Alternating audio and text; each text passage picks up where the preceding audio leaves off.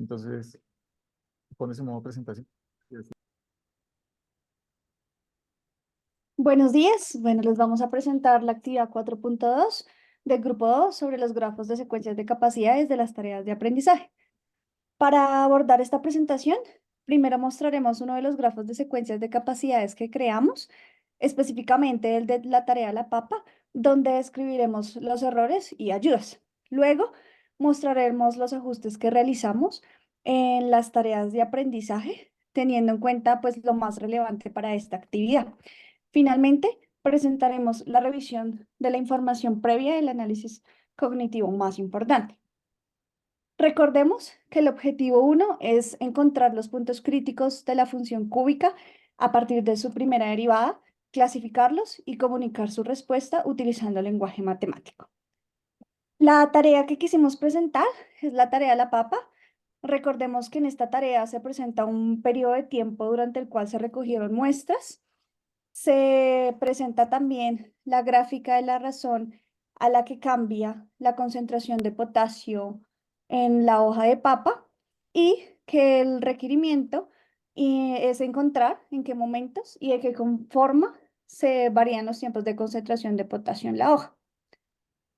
El grafo de secuencias de capacidades de esta tarea empieza en S1, cuando los estudiantes extraen la información que se requiere para resolver el problema y en este punto podrían incurrir en errores como interpretar incorrectamente datos importantes del enunciado, como lo son las variables, el tipo de función o el tipo de gráfica. En este caso, creemos que podemos ayudarle a superar los errores haciéndole las siguientes preguntas. ¿Durante cuánto tiempo se tomaron muestras para determinar la concentración de potasio en la hoja de papa o qué representa la gráfica que te dan en el enunciado? Luego, las estudiantes en S11 deciden entre dos caminos, o S3 o S2. S3 referente a la gráfica de la función y S2 referente a la primera derivada. Si deciden irse por ese 3, analizan los puntos críticos de una función cúbica utilizando la representación gráfica de la función, como lo mencioné. En este punto pueden incurrir en errores como identificar los puntos de corte de la gráfica de la función cúbica con el eje X como puntos en los que la derivada es cero.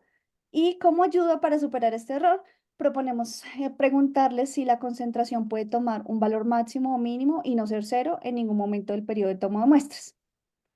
Adicionalmente, pueden incurrir en otro error que puede ser indicar que en un punto máximo la curva de la función cambia de crecer a crecer y que en uno mínimo la curva cambia de crecer a decrecer.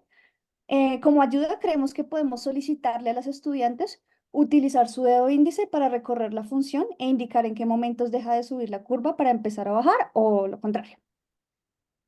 Luego, si decide irse por el segundo camino, por ese 2, utilizaría la primera derivada para encontrar los puntos críticos de la función cúbica. En este caso, podría incurrir en errores como igualar la primera derivada a valores diferentes de cero para encontrar los puntos de variación. Y la ayuda que podría favorecer la superación de este error es preguntarle qué abscisas tienen en común la gráfica de la función de concentración de potasio y la de la velocidad con la que varía la concentración. Luego tenemos una secuencia de decisión que es S12 y en este punto pues nos gustaría aclarar que en el grafo no se ve que hayan dos caminos en este momento, pero pues teniendo en cuenta recomendaciones del formador y para facilitar el trabajo más adelante cuando solapemos los grafos de las tareas para crear el grafo del objetivo. Entonces esto digamos que hará un poquito más fácil ese trabajo, por eso lo dejamos.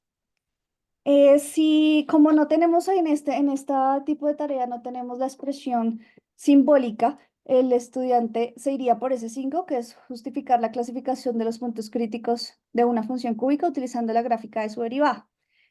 Aquí podríamos incurrir en errores como indicar que el crecimiento de la gráfica de la derivada es el crecimiento en la función original y como ayuda, creemos que podemos darle el ejemplo de la función cuadrática y igual a x al cuadrado, ya que su derivada es una función lineal que intercepta el eje en x igual a 0. Esta función crece en todo su dominio, pero la función cuadrática tiene intervalos donde crece y donde decrece. Pues teniendo esto en cuenta, le haríamos la pregunta de que si la gráfica de la función crece en los mismos intervalos de la gráfica de la derivada, utilizando ese ejemplo. También podría incurrir en el error de identificar los puntos críticos de la gráfica de la derivada que le dan de la función cúbica como los puntos críticos de la función original. En este caso, creemos que podemos recordarle que, por ejemplo, para el mismo caso de la función cuadrática, su derivada, como ya dijimos, es lineal, pero no tiene máximos ni mínimos relativos en un intervalo. Sin embargo, la cuadrática sí tiene un punto máximo o mínimo. Entonces, teniendo esto en cuenta, con la pregunta de que si los puntos máximos o mínimos de la derivada son máximos o mínimos en la función, queremos llevarlo a que él mismo haga el razonamiento. Luego tenemos S7, que en este punto el estudiante encuentra la coordenada exacta de los puntos críticos de la función cúbica. Podría incurrir en el error de utilizar solo el valor de la abscisa o de la ordenada para dar la posición exacta a un punto crítico, y para esto creamos la ayuda 11, que es preguntarle si es posible conocer la concentración máxima y mínima de potasio durante los días de toma de muestra, o solo podemos saber el momento en que corre. Luego, estos dos caminos se encuentran en S9, cuando los estudiantes argumentan la coherencia de los puntos críticos en el contexto del enunciado. En este caso podrían incurrir en errores como obtener un punto crítico, pero no interpretarlo de acuerdo al contexto del problema. Y para ello le haríamos la pregunta de qué representan los puntos A y B de la gráfica que les dieron en el enunciado. Finalmente tenemos S10, donde los estudiantes comunican la respuesta argumentada con procedimientos y unidades de acuerdo al enunciado. En este caso podrían incurrir en errores como utilizar en la respuesta a las unidades de medida que no corresponden según el contexto, y para ello tenemos dos ayudas. La primera es preguntarle cuál es la unidad de medida para la concentración de potasio, y la segunda pregunta es cuál es la unidad de medida del tiempo de toma de muestras. En cuanto a la reformulación de las tareas de aprendizaje, modificamos los requisitos para que no fueran basados en conocimientos previos, sino en términos de cuestiones generales que el estudiante debe conocer. Por ejemplo, para la tarea La Papa, el estudiante debe saber sobre unidades de medida de masa como los miligramos y conocer la notación de elementos de la tabla periódica como es el del potasio. En cuanto a la formulación, en la tarea 1.2 realizamos un cambio importante, que es incluir un parámetro K en la expresión. Esto con motivo de que la tarea, en esta tarea no fuese posible irse por el camino de la gráfica. Entonces, esto en realidad sí fue importante para la creación de los grafos de las secuencias de las tareas. En cuanto al agrupamiento, en la tarea 1.2 cambiamos los grupos, estaban de 4, los cambiamos a 3, teniendo en cuenta el número de estudiantes que tenemos en los cursos donde vamos a aplicar la unidad didáctica.